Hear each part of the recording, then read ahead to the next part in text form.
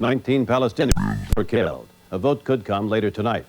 House Democrats have produced their own budget plan that, among other things, would eliminate proposed new gasoline taxes and raise taxes on the rich. The White House rejected it. Next on 2020, meet the real Roseanne Barr. Shakespeare from Julius Caesar. Passion, I see, is catching. I sure hope so. Elizabeth Taylor's Passion, and now Autumn Harvest, your gift with any purchase from Elizabeth Taylor's Passion collection. Available at Hex. If you travel to Boston frequently, we have a lot in common. U.S. Air, the most non-stops to Boston from the Washington-Baltimore area. Are you ready to play? Wheel of Fortune And the Jeopardy! Wheel of Fortune and Jeopardy! Back to back, Trebek and Sajak. Banner's gonna be there, and so will you. I said back to back, a game show attack. Cause the wheel is gonna get you in Jeopardy too. Any questions? Back-to-back classics any way you play them. Wheel of Fortune and Jeopardy, back-to-back, weeknights on Channel 7. How will Hurricane Lily affect our weekend? The answer on Late Edition.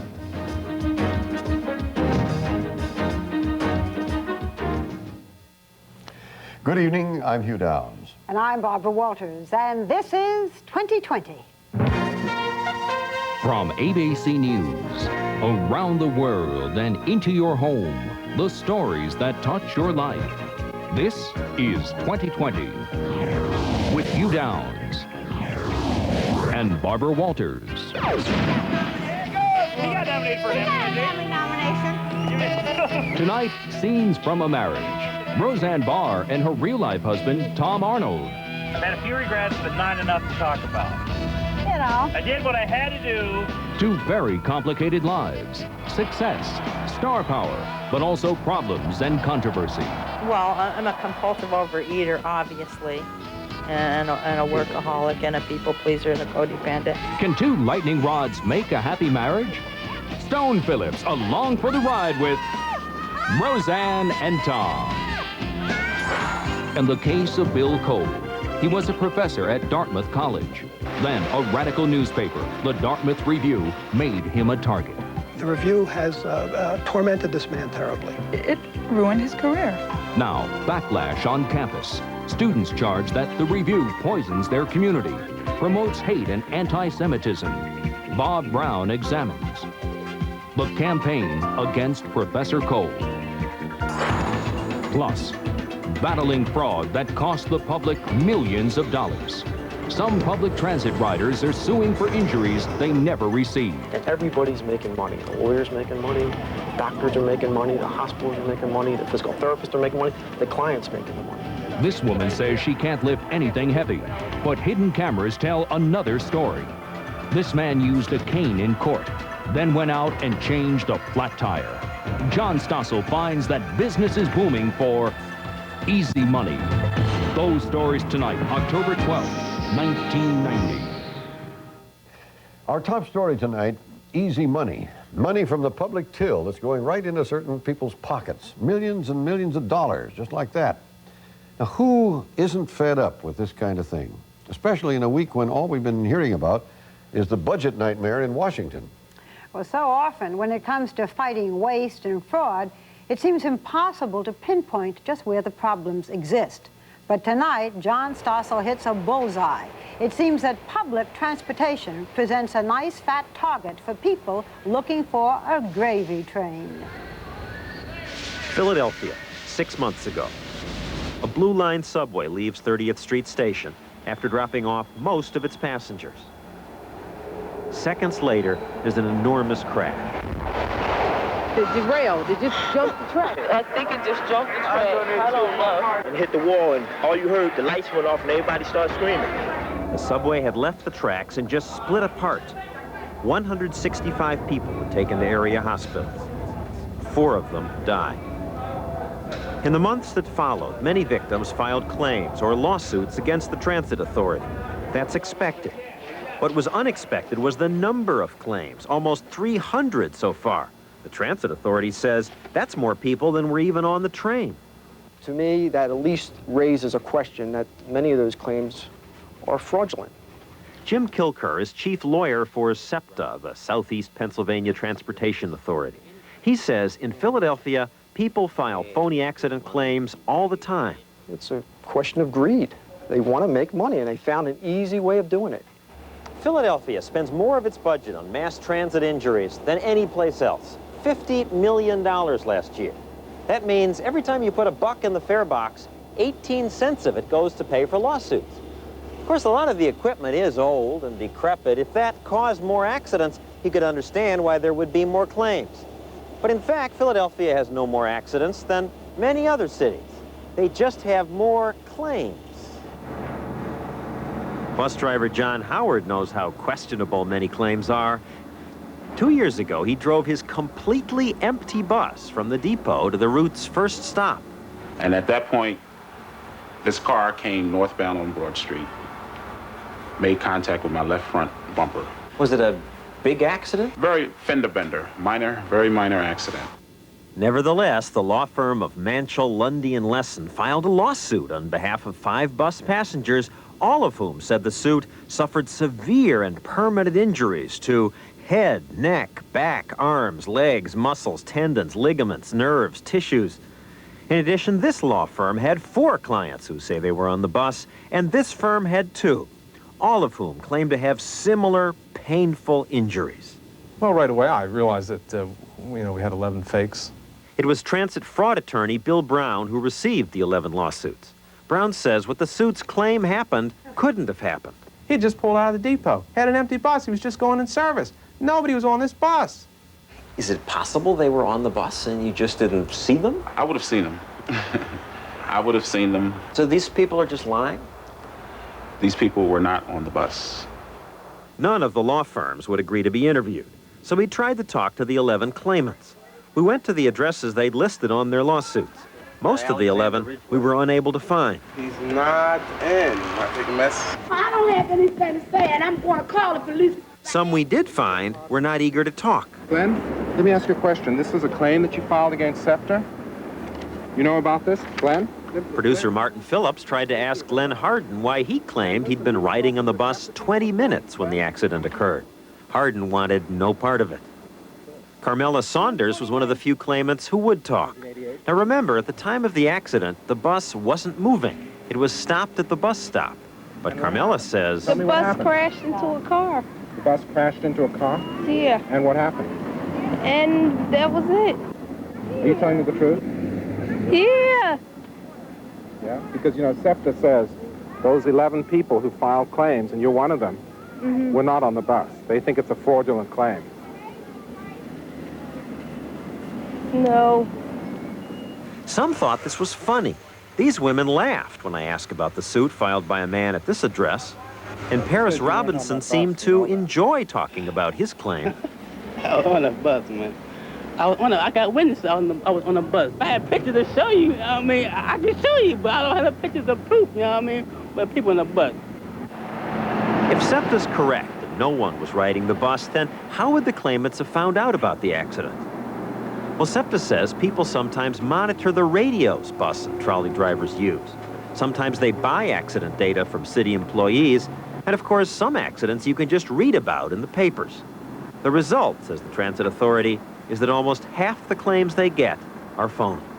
And everybody's making money. The lawyer's making money, doctors are making money, the hospitals are making money, the physical therapists are making money, the client's making the money. So the taxpayer isn't making any money. No, the taxpayers are paying the money. And in SEPTA's case, you got the fare payers and the taxpayers paying big bucks. Of course, it's not just in Philadelphia where this happens. Most every city is hit with phony suits. People just view transit systems as good targets. Because you are endlessly rich? We are viewed as a deep pocket that can ameliorate persons' hardships, whether we're responsible for those hardships or problems or not. Wallace Gossett's in charge of claim fighting for New York's Transit Authority. New York's system has more accidents than Philadelphia's. No surprise, considering that there are more buses and more trains traveling more miles. Yet New York pays out proportionately much less in damages. It may be because New York's been more aggressive in fighting phony claims. As soon as an incident occurs, 24 hours a day, 7 days a week, we're out there investigating that incident. Last year, we were very fortunate. We tried 55 cases to verdict, and we won 40. Of course, when you do that, it costs millions of dollars just to win the cases. Exactly. It's an expense involved just in defending those cases. While in Philadelphia, people claim they were in accidents when they were not, New York lawsuits usually involve real accidents, but claimants exaggerate their injuries. What they will do is go to a doctor, get that doctor to say that person has some serious malady that they're going to suffer for the rest of their life. Joseph Engelman says he fell down defective subway stairs. I feel that the iron under me is shaking. I lose my balance. I'm scrambling down all the steps. The transit authority says Engelman is exaggerating his injuries. Engelman's suing for $1 million because he says he now has a permanent limp. Yet when we taped him, the limp was hard to see. Taping is one way New York now fights these suits. The city sometimes hires people like former detective John Croston. He spies on plaintiffs to see if they're as injured as they claim. A surveillance takes a lot of time, a lot of patience, and it isn't always the first day that you see the individual. Sometimes it's the second day, sometimes it's the third day, sometimes it goes into more. What's the reaction in the courtroom when you bring out the tape? Well, we've had cases dismissed, we've had plaintiffs cry, we've had juries return verdicts in our favor. In 1984, Helen Simmons was getting out of a city bus when she says she slipped on a banana peel and fell out of the bus. Her lawyer said that because of her injuries, she could no longer work. They sued the city for $500,000. So you sent the investigator out? Yes, sir. And transit lawyer John Murphy didn't believe Mrs. Simmons. No. He had a cameraman stake out her house. Well, eventually I saw Mrs. Simmons come out, get into a car, drive the car backwards about 400 feet, pick up a neighbor, take her, and they all went down the Pathmark like anybody would on a Friday afternoon. They went shopping. Did they ever? Mrs. Simmons carried bag after bag of heavy groceries into her home. Yet her lawsuit says she was so disabled she couldn't even take care of herself. I was not lifting up no heavy thing because I can't lift it up. But I had the bread. I had some bread in a bag. The tape shows you lifting heavy shopping bags. Yeah. A lot of groceries. Some cereals. It was not no longer lot of grocery. It was cereal and bread. At the trial, you said you couldn't lift, you couldn't turn your head and neck around. I can't turn my head because, you know, inside here, I get the lick when I was coming on the step. But you can. You're fine. I know, but it still bother me. It still bother me. Today, Mrs. Simmons still insists she was not trying to cheat. But after seeing the videotape, the jury threw out her lawsuit. The transit lawyers who fight these cases say it's not just the claimant who's behind phony suits. There are a cadre of physicians, usually orthopedists or obstetricians, who exist in this city, many of whom no longer operate or are in semi-retirement.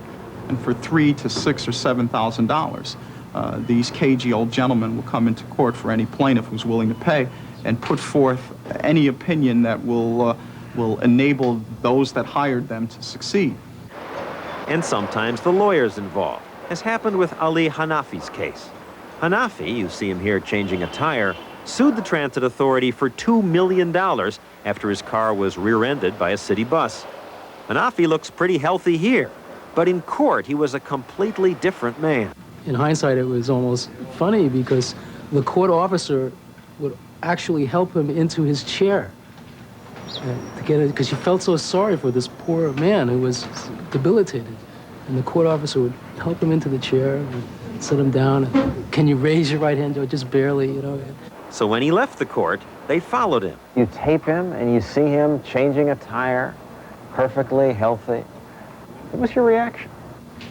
Oh, I like anybody else. I felt that. This guy is a real creep.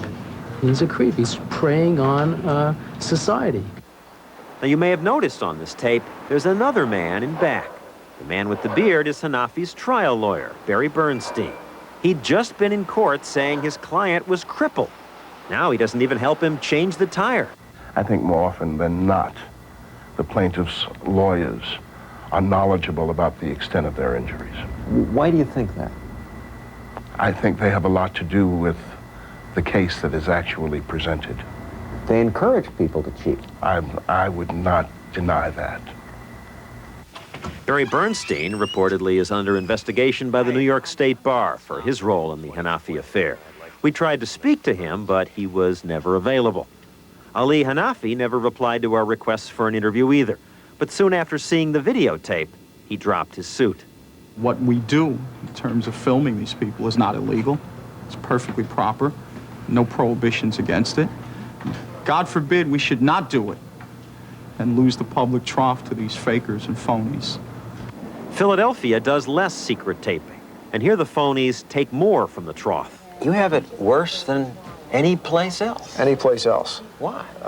I think there's a concentration of personal injury attorneys who do this kind of work, who make it easy for a person to recover. And it is the attorneys who write the complaint. Paris Robinson, for example, didn't even know what he was suing for. You're asking for $25,000. You know that. 25,000. If I could get that, I'd take that. The lawyer sees that client as a money producer. That client walks in with a big dollar sign on him. And a lawyer may not want to even know if it's phony, because if he knows it and he has any ethics at all, he's going to send that person out the door, and he loses money if he does so. So far, SEPTA's refused to pay any of the 11 people who claim to be on the empty bus. And this is one case they expect to win. But winning is the exception. People get away with it all the time. I hate to admit that. It's not that I'm not doing my job or the other attorneys that work here aren't doing their job. It's just that we have to prove that these people weren't on the bus. And unless we have a witness to come forward, which we hardly ever do, or unless we can prove that the bus was empty and there's no way they've been on the bus, we can't prove it. So, if people get away with this all the time, what is Philadelphia going to do about it? They're doing this, publicity. That's why they opened their files to us. They hope that by showing people who really pays, that some people will tell on the cheaters. And they say they're already seeing an improvement. Now, there are people, though, who really should get money. There are real victims. Absolutely, and you want them compensated. But the system does a lousy job of doing that, because while the lawyers argue, it could take 5 years to get paid, and then most of the money doesn't go to the victim.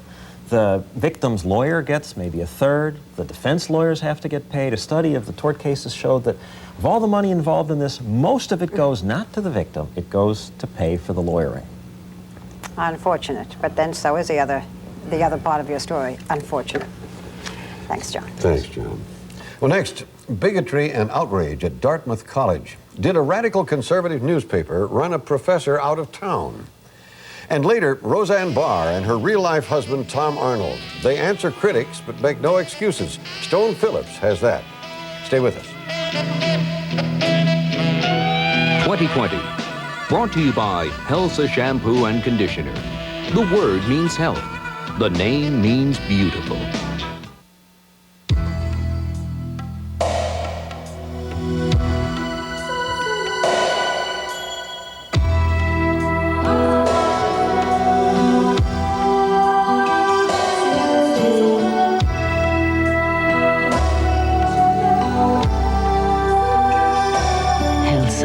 Shampoo and conditioner.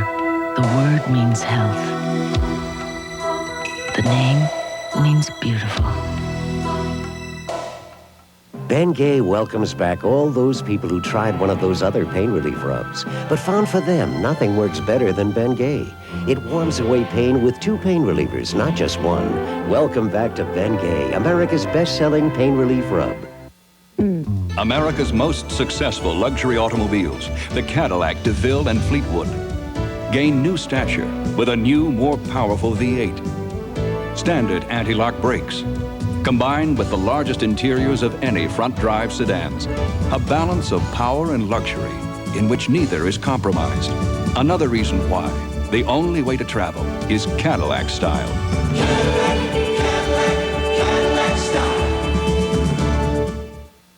I should be dead. Last year, as I was driving home, I approached a hill.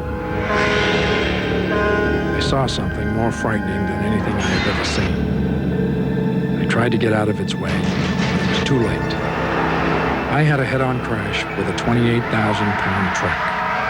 I'm still alive today because of an airbag in my car. See an Allstate agent for a free list of cars with airbags. What do I know about what's? What? So do what I do. What? Ask Ace. A 12-pack of GE soft white light bulbs is only $4.33. This Rubbermaid 32-gallon bruiser is just $7.99. Hey, let me tell you, Ace is the place for me. What? What? Saturday, Casey's new arrival makes for an uneasy alliance. We're losing it. You're having it. The Washington Post says Dana Delaney is still the sexiest thing on television. China Beach, then. We've got to find the one-armed man. It's clues uncovered. Oh, my God. And secrets unearthed. They didn't bury you deep enough. Twin Peaks, Saturday. Sunday love is tested when this hot lady lawyer defends her husband for killing his mistress. I want us to have a chance. Twin Peaks, Michael on Keane. And Judith Light. Touch me. A world television premiere in defense of a married man, Sunday. Quotes from Adolf Hitler. Attacks on women, blacks, Jews, and homosexuals. Not the kind of things you'd expect at an Ivy League school. But students say that's what's happening at Dartmouth College in New Hampshire. At the center of all of this is a student newspaper, the Dartmouth Review, an ultra-conservative off-campus weekly backed by some well-known conservatives. Well, Bob Brown is just back from Dartmouth with the story of a professor targeted by the paper, and where scenes of campus protesters are reminiscent of the 60s. But the agenda has changed, and so have the tactics. What touched off this demonstration at Dartmouth College was a quote from Adolf Hitler, where a credo from Teddy Roosevelt should have been on the masthead of a conservative off-campus newspaper called the Dartmouth Review.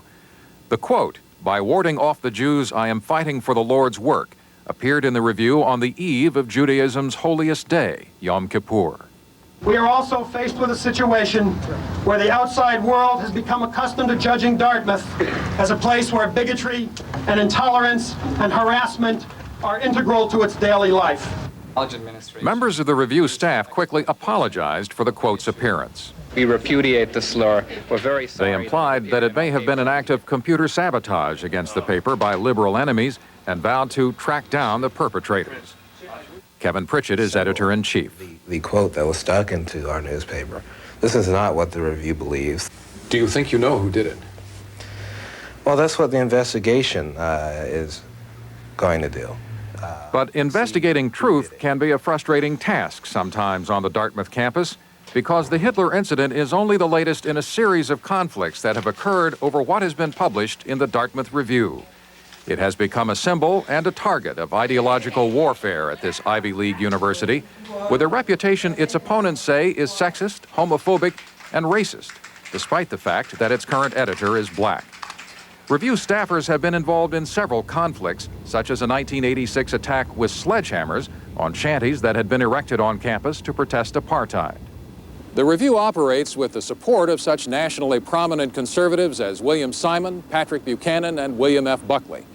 And judging by the reactions, it has a power to provoke on campus that far exceeds the size of its staff of around 24. Because of those highly public agitations here, the image of Dartmouth as an educational institution has also, inevitably, been hung out to dry in an abundance of heat and a virtual absence of light. Each side has accused the other of behavior that is nothing short of despicable. Their tactics are terrorist, as I understand them. And that has nothing to do with what their opinions are, right or left. It has to do with they are unjustly infringing upon people's freedom and sense of well-being on this campus. Assistant philosophy professor Sally Sedgwick, attacked by the Review as one of the worst professors on campus, says she was hounded after bringing a Review staff member up for disciplinary action for failing to cite sources in a paper he wrote. The Review claims the student was unfairly targeted because of his political views. What we're saying is this, that you have to avoid certain parts of the college if you want to learn anything. But like I said, there's this pile of trash out there, and it stinks. And you include some of the teaching staff at Dartmouth in that characterization? Yes. And people in the music department know how competent I actually am. Best known among the faculty members attacked by the paper was Bill Cole, a PhD who was a tenured music professor. With articles that began in 1983, Cole was regularly assailed, often belittled personally. He was described as looking like a used Brillo pad, called worst professor on campus. portrayed as Super Bongo in a cartoon describing him with another professor as a dynamic duo of mediocrity. A secretly made recording of one of his lectures was published as a partial transcript, and the paper's account was scathing. In that transcript, this guy was strutting around class, saying obscenities, talking about the sizes of cockroaches after nuclear war. I mean, what does that have to do with American music and the oral tradition? Well, they had said you used foul language in class. Well, what does that mean? Most people, if you gave them two lists of words, they could pick out the ones that they felt were offensive. I've always had a hard time understanding that, what they've meant by that, foul language. I mean, I think they've used foul language against me. I taught about the things that they didn't want people to hear about. Talked about slavery, about racism, about the plight of Native American people. Now, they would say, how is that pertinent to music? To me, the music has always been inseparable from the lifestyle of the people. I taught music, but in the context of the people who make this music happen. Among his peers, Cole was highly regarded. A former music department chairman wrote that general student evaluations of Cole were overwhelmingly positive, and that snippets of one lecture had been taken out of context by the review. The thing is, I think he is emblematic of one of the main problems at Dartmouth, that if you seem oppressed, you can get a job for life at Dartmouth College. Hello, Dartmouth Review. The Dartmouth administration says that over the last 10 years, the review has received $750,000 from various national conservative organizations, including the Olin Foundation, which has contributed $295,000 to the paper's operations. Bill Cole has a national reputation as well. He achieved success through years of working his way through school in Pittsburgh, earning a doctorate at Wesleyan, rising to chair the Dartmouth Music Department and lead the development of its undergraduate curriculum. He is a recognized expert on jazz, having published detailed, well-reviewed books on John Coltrane and Miles Davis. Many of his Dartmouth colleagues have been appalled by the review's attacks. The review has tormented this man terribly. I really think Bill became a symbol for the review of what they were trying to destroy here.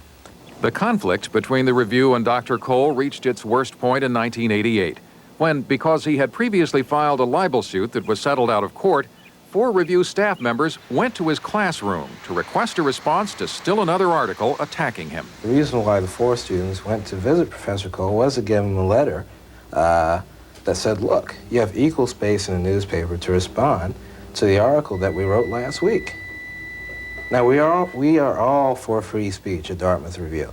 It turned into a confrontation. Professor Cole confronted these students. He yelled and screamed obscenities. You're saying that the students had absolutely nothing to do with the nature of that confrontation? That they were just being good boys, they walked over there, they did their job, and all of a sudden, this man went after them? Exactly. It was one of those things that I'll never forget. I don't think I'll ever forget that, you know. You'll never forget it, most pertinently for what reasons? Well, I was, 50 years old then. You know what I mean? I'm an experienced person. I'm an experienced teacher. I'm a full professor at the college, and I have to put up with these 4 little white boys running on me like that. You know, with their arrogance and their total disrespect. No. And where I grew up, you know, I was taught not to take that kind of stuff. In August of this year, Dr. Cole announced that he had resigned from Dartmouth, saying he would devote himself to a nonprofit organization designed to promote the works of people of color, and to writing 3 more books, one of which will be about his experiences at Dartmouth. For his resignation, he does not place all the blame on the Dartmouth Review. I had to resign because my effectiveness as a teacher at Dartmouth came to an end. It was totally compromised. It was compromised not only by the Dartmouth Review, but it was compromised by a lack of support on the part of the administration. The Review published one final attack on Cole, an in memoriam. Well, you took a shot at him when he left. Yeah. There, in memoriam, Right. it said, say goodbye to the clown. Yeah. Sayonara, baby. I mean, the guy, you know, is a discredit to Dartmouth College. I worked extremely hard to do what I was doing at Dartmouth College, and before that, Amherst College. And so I hope people can understand the amount of time invested, that I invested, and that people invested in me so that I could be a teacher. And that I hope that people can see that something went astray here. Something happened to me. Bob, how can this be called a campus newspaper if it's not published on campus? Well, it is distributed free of charge to students on the Dartmouth campus. Oh, so they don't go out and buy it? No, but there is a subscription list, and in fact, Jeffrey Hart, who is a conservative columnist and a supporter of the National Review, when he's on the faculty at Dartmouth, says the paper is self-supporting, that a lot of the money that is funneled into it goes to the legal defense of some students involved. What a strange atmosphere to find in a place of higher learning where you'd expect tolerance and openness. I can't think of a worse place to operate in an atmosphere of confrontation than a university campus, where, if anything, people should be exploring other points of view and trying to understand the diversity involved. Wow. Thank you, Bob. Well, when we come back, Stone Phillips with Roseanne Barr. The story behind the escapades of television's most controversial and funniest woman. Stay with us. Along the edge of San Francisco Bay, just off the Embarcadero, you'll discover the Fog City Diner. Elegant as a formal dining car, yet friendly as a Main Street cafe, where people reserve weeks in advance to taste the red curry mussel stew or the grilled chicken with roasted peppers. So leave your troubles behind, but bring your Visa card, because at Fog City, they take things easy, but they don't take American Express. Visa, it's everywhere you want to be. Cadillac, as a world leader in safety technology, takes extraordinary care in designing your new Cadillac to make you feel extraordinarily secure when you drive one.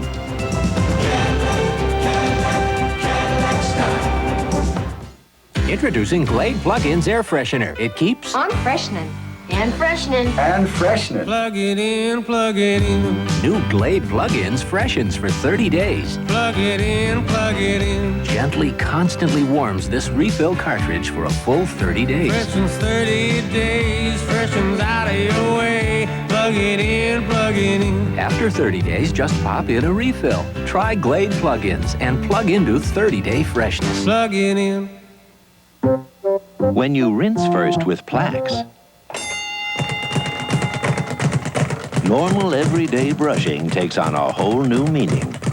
Plax, clinically shown to remove more plaque than brushing alone. This man is an owner of a major U.S. corporation. And he knows that his company's success depends on taking care of his customers. I can't believe I locked the keys inside. No problem. I brought an extra. Avis is the only major rent-a-car company owned by its employees. How'd you get someone out here this late? It's easy when you deal with an owner. Get fast service and super value rates. At Avis, we're trying harder than ever. Roseanne Barr. Why has she fired so many of her co-workers? Her husband, Tom Arnold. How did his drug problem change her life? A report from Stone Phillips. Roseanne and Tom. When 2020 continues. The American Agenda, for more than a year, finding solutions to some of our problems. Reporting that does make a difference. Watch ABC's World News tonight with Peter Jennings. People along Virginia Beach are preparing but are not panicked about the possibility of Hurricane Lily hitting land there. Good evening, I'm Jim Harriott. Tonight on the late edition, News 7's Gail Tennebacher reports live from Virginia Beach. The candidates for district mayor square off tonight in a televised debate. News 7's Dale Soley will report. Another plane load of American evacuees from the Persian Gulf area arrives in North Carolina tonight after a frustrating delay. We'll have details. And a certain father from Sterling, Virginia gets a break from Operation Desert Shield to come home to not one but 3 bundles of joy. Join us. Everything the Germans know about brewing beer can be summed up in one word: Beck's, the #1 imported German beer.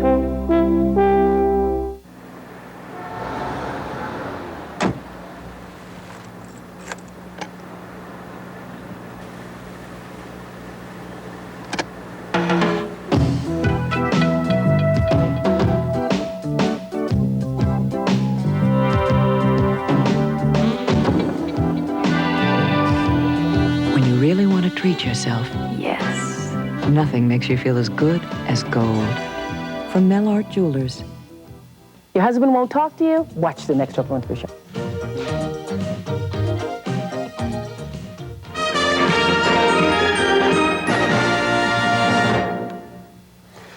She's the star of a sitcom, but her life is a soap opera. Roseanne Barr is one of the most talked about and recently controversial performers on television today.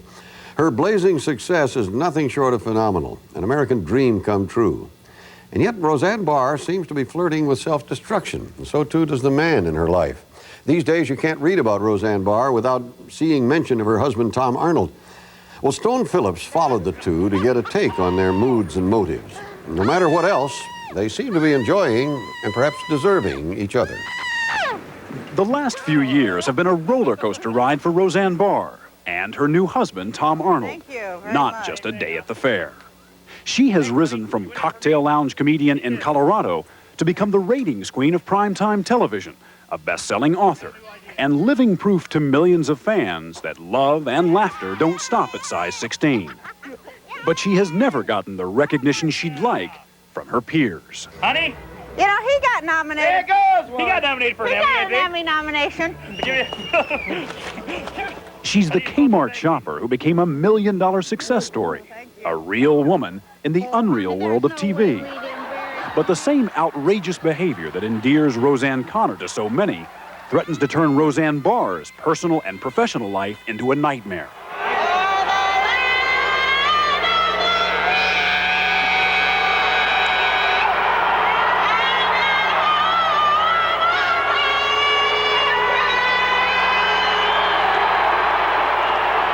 Neither Robert Goulet's famous forgotten lyrics nor Jose Feliciano's soul rendition stirred such an uproar.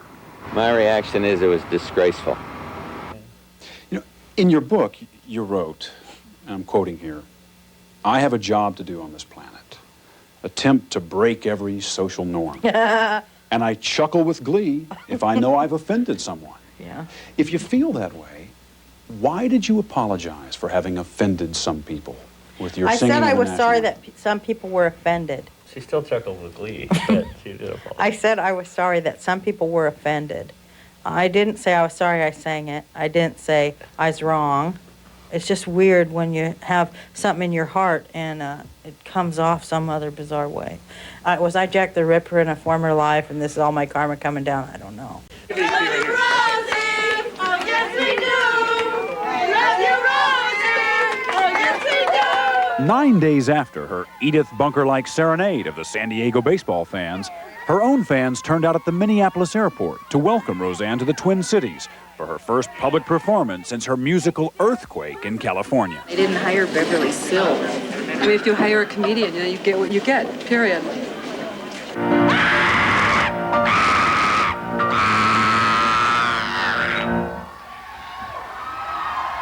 One tin soldier rides away.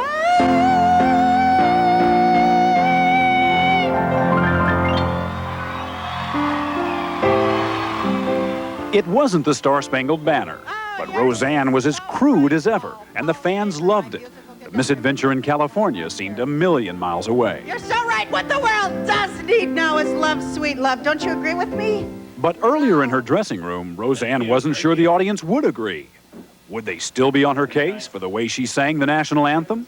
I hope not. If so, would she take it? So if anybody does start on that crap, I mean, I might just fly off the stage and beat the hell out of them because they... Why would they want to go and, I mean, but there are... off the stage would kill him. I mean, that's...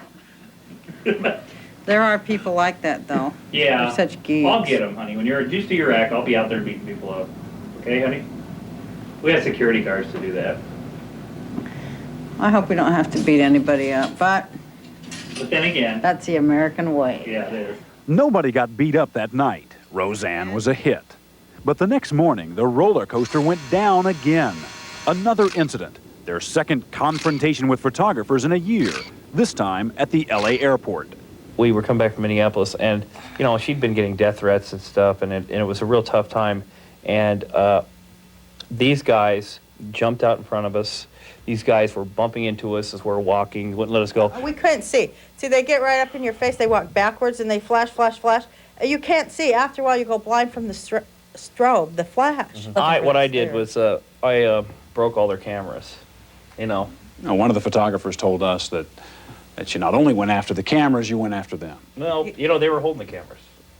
As a couple, they can come on like human bulldozers, brash and brazen. Most of the time, it's good-natured. They seem to just bring it out in each other.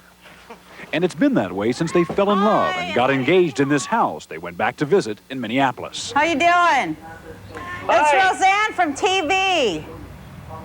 Is your mommy here? When they first met in 1983, Tom was a stand-up comic opening for Roseanne. Today, as her husband, he's a full partner. Here, they're looking over a new script for the 4th episode of this year's season. Somebody else is calling the shots on your turf, and you can't stand that. Well, how about You told him to take over. Now let him do it. Let somebody else do it. I can't. That's because you think you always have to be the strong one. I don't know how to be weak. Wait, you're weak. The script seems to work. Everybody loves it. In Studio 2 this morning, it's one big happy comedy family. But it hasn't always been that way. Several insiders say the celebrated turmoil on the set, chronicled so thoroughly in the press, is because Roseanne Barr often comes on too strong, more like a prima donna than the lovable housewife she portrays on TV. Some of the past writers on the show say Roseanne Barr isn't as nice as Roseanne Connor. Mm-hmm. I'm sure they do. What do you say to that? I have a really long fuse. I really do. It takes me a really long time to get mad at people. And when it does happen, no, I'm not very nice. One former staff member told us that the #1 rule of the show is don't upset Roseanne, because heads will roll, people will lose their jobs, and we've all got families to feed. I don't think that if that was true. It should be true. But I mean, if you think about it, you don't. But it isn't. You fired 2 executive producers, including the creator of the show, Matt Williams. You fired your manager, Arlene Rothberg. You fired your agent and your publicist and your lawyer and most of the writers and your wardrobe person. And according to the Wall Street Journal, you even tried to fire the show's owners, Carsey and Werner. You are the star. You are the star. I never tried to fire Carsey and Werner. She tried to get him to quit. Yeah. I tried to get him to quit. You've got television's #1 show last season, and yet the pink slips are flying. Why? Oh, you mean because I should have... Oh, you mean because it should have been good enough? Well, if you're it was on a roll, very successful show, and you're on a roll, and if it ain't broke, why fix it? Well, it was broke. I think people missed that it wasn't that funny. And I want it to be funnier. I worked with people who were rigid, really didn't see any talent in me, stole my work, put their name on it, you know, got high every day. I mean, those people had, you know, I mean, I'm talking about that kind of thing too. It wasn't just me. Everybody behind the scenes had problems. One of those people behind the scenes with problems was Tom Arnold. Arnold was hired as a writer on the show, then removed last fall by the executive producer. 6 weeks later, he was back at Roseanne's insistence, and this year promoted to writer and producer. Some staff complained privately that Roseanne was having a host of qualified people fired while protecting her fiancé, despite his lack of experience writing for television and an even bigger problem, an ongoing battle with cocaine. Were you a heavy user? Absolutely. I was the heaviest user I know. It was hell on her. It was hell on the family. It was hell on, you know, she didn't know what was going on. She didn't know that I was using. I was using regularly and a lot. And it was, you know, you get the personality change.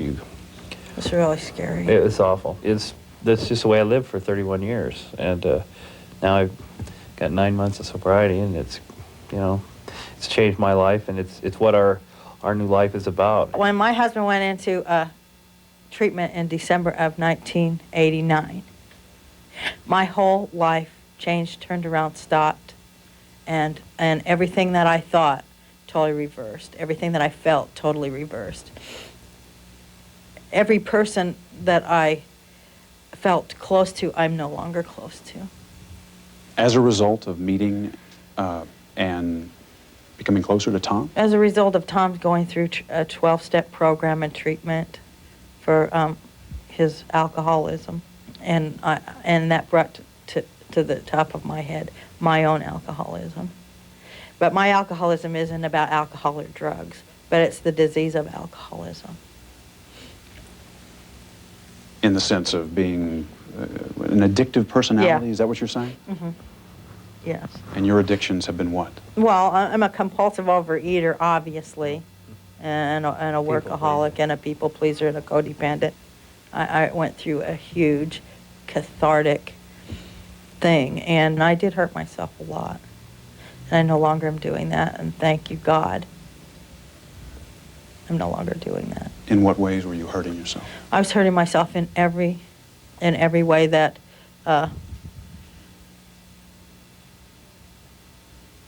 people who are like me hurt ourselves. Self-destructing? Yes. Well, not self-destructing. Maybe self-destructing, but being mean to myself. Having a disease that makes me be mean to myself, like millions of other Americans. No one in Hollywood wanted to badmouth one of TV's top stars on camera. But off camera, a handful of insiders told us they think Roseanne's relationship with Tom Arnold has been more hurtful than helpful. At home in Malibu with Roseanne's son from her first marriage, it's harmless fun. But critics point to his scuffles with photographers, his encouragement that she fire many of her staff, and it was his suggestion that she sing the national anthem. When people say Tom Arnold brings out the worst in Roseanne Barr, what's your reaction to that? Well, I think I bring out if I bring out anything, it's I give her a safe place to be herself, and if they don't like that about her, then they don't like her, and if they don't like her, then I don't care what they think. I've had a few regrets, but not enough to talk about. You know. I did what I had to do. And I'll tell you guys, this is what I did. Hey, and the best part of all, I did it my way, pal. My way. It's better than your way. It's better than anybody's way. I did it my way. We are ornery. You know, we aren't out there terrorizing, and we try to be good to ourselves and have fun. We don't do anything that we think is going to hurt ourselves or other people. But last fall, Tom did something that did hurt, both of them. With Roseanne's approval, he started feeding false information about their relationship to the National Enquirer to downplay their involvement before Roseanne's divorce. And I'd be like, oh, it's so funny. It's so funny because I knew the truth and how he had distorted it. So it was like in the beginning, like a joke thing. Okay, so then it turned. It stopped being funny because behind her back, Tom was cashing in. He was taking money from the National Enquirer as a paid informant. I was never doing it for money. Then I got money. They sent money. They would send you checks, which is how they do it. But you cashed the checks. Absolutely, I did. Well, it was wrong. I did something really bad. How much money was involved? It's $3,300. Did you know about it, Roseanne? Did you know that he was accepting money? Not then. He told me about it after. It hasn't affected your trust? Well, let's just say this. I definitely owed him a forgiveness on that because he forgave me for much worse things. So let's just leave it at that. That response, as well as anything, points up the paradox of Roseanne Barr. She's the unpolished working-class woman who's loyal and forgiving and full of family values. And at the same time, she's the Hollywood megastar who commutes from Malibu in a Mercedes with a reputation for being temperamental and tyrannical. Can the two ever be reconciled? Well, it's hard to be a working-class hero in Hollywood. Roseanne will tell you, at heart, she is still the humble housewife, just a little less bored, thanks to Tom. He helps me go outside, and I'm having fun now. And, you know, I don't care. I don't care because I'm having fun. And, you know, when I'm an old lady, I'm going to look back on the things that I've done, and I'm going to laugh, and I'm going to go, it's really awesome that I got away with that. And didn't mean to offend anybody, but when I did, you know, I hope that me singing off key was the worst thing that people ever will hear in their lives, because that'll mean their lives ain't been that hard. As you know, Stone, I interviewed Roseanne a year ago or so on special. And whatever you feel about her, I think you have to respect her honesty, at least I do. But I think that she's torn between still wanting to be the working class person and representing that class. That's the paradox here. Yeah. And some of the controversy has begun to take its toll on the show as well. The show has slipped from a solid #1 at this time last year to #5 now on the ratings. And despite all the controversy, this woman they call the human tabloid, who says she doesn't like being in the headlines, is probably going to stay in the headlines because she and Tom have just filed a lawsuit against the National Enquirer and the Star for the publication of some love letters that Roseanne wrote to Tom. So it's not over. It's not over, but to put it mildly, she's an interesting woman. That she is. Thank you, Stone. When we come back, an apology and an uncommon response to our report on the children of Romania. Stay with us.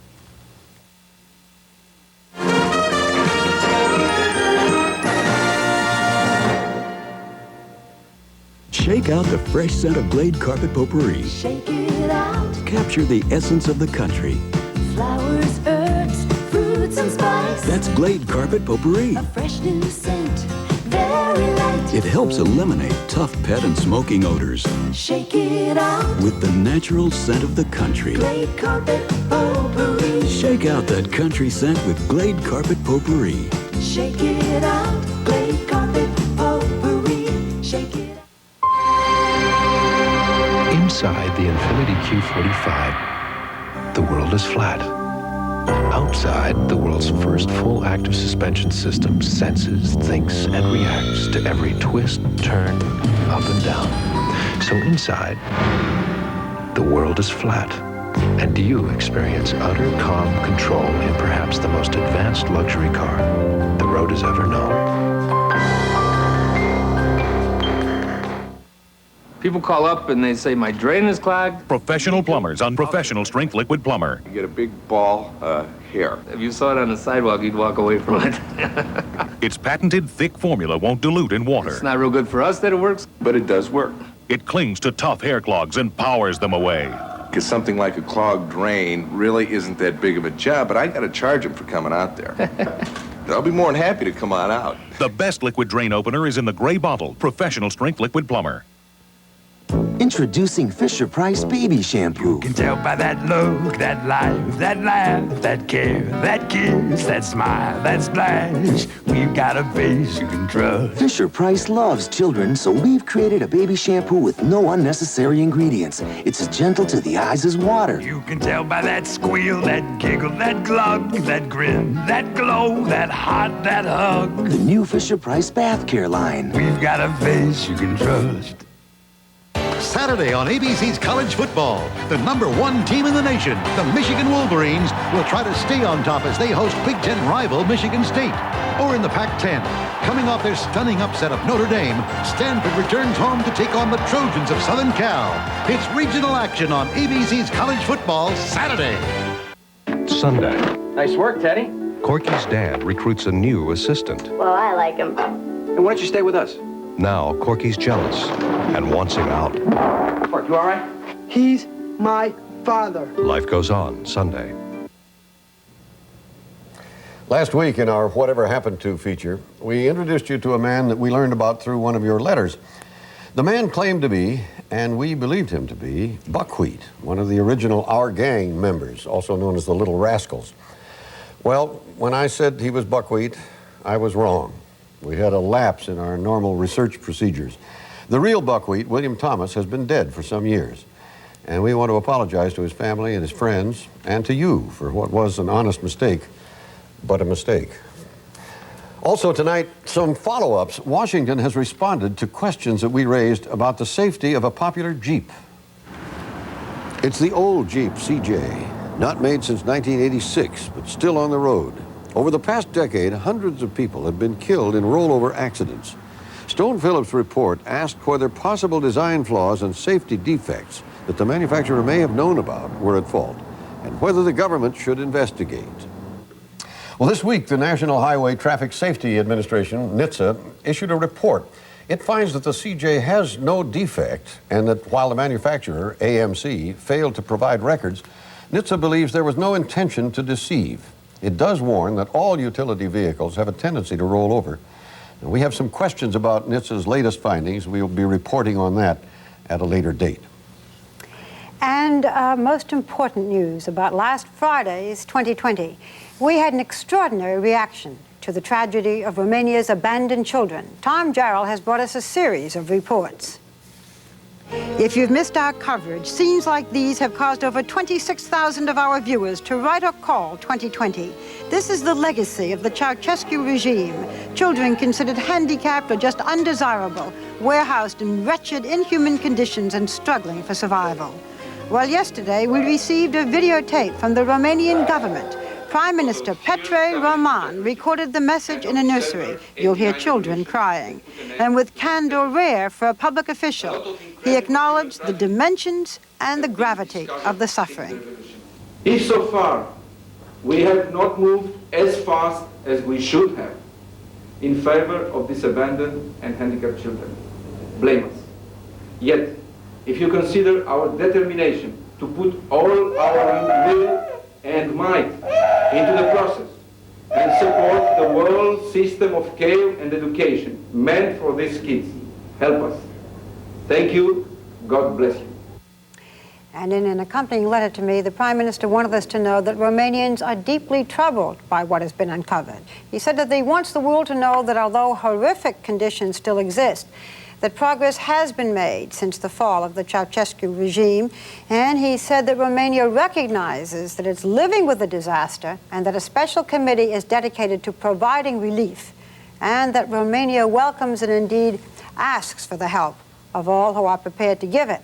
Well, no sooner had that message reached us when word came of a dramatic response by the Swedish government. Tom Jarrell's report was broadcast also in Sweden this week, and the Reuters news agency is reporting that the Swedish people have been deeply disturbed by what they saw, and today the government there offered Romania $3.5 million in aid. Well, tonight on Nightline, Sam Donaldson is sitting in for Ted Koppel. Sam, what are you going to end the week with? Hugh, there's the budget crisis and soaring oil prices, the fear of an economic recession, and above it all, the threat of war in the Persian Gulf. Taken together, what does all of that mean for most Americans? That's our topic tonight. You?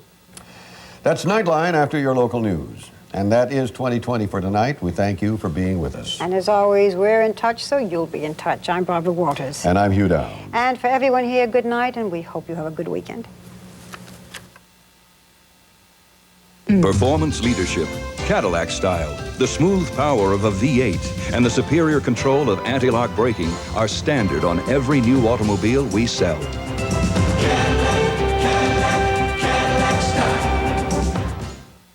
You know it makes me wanna. Shout Power Stick saturates tough stains, penetrates clean through to keep stains from setting till wash day.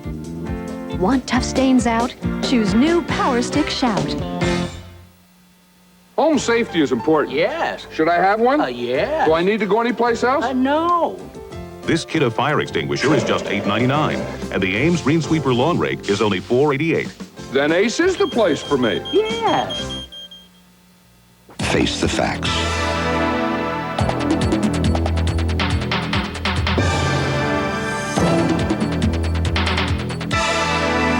From personal to advanced full color, America's most popular copier is Canon. Hi, I'm Rick Dees. Tonight, be here when I welcome 30-somethings Melanie Mayron, supermodel Claudia Schiffer, and singing the hit Unchained Melody Bobby Hatfield into the night. Late night tonight.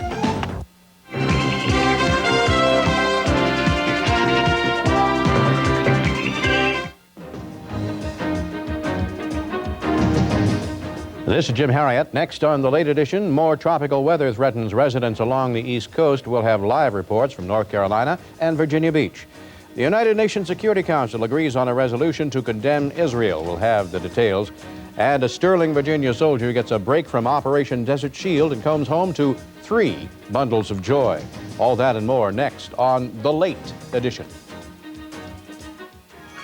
If you wish to receive a transcript of this program, please send $5 to Journal Graphics, 267 Broadway, New York, New York, 10007. This is 2020. A presentation of ABC News. More Americans get their news from ABC News than from any other source. America's watching ABC. Will Hurricane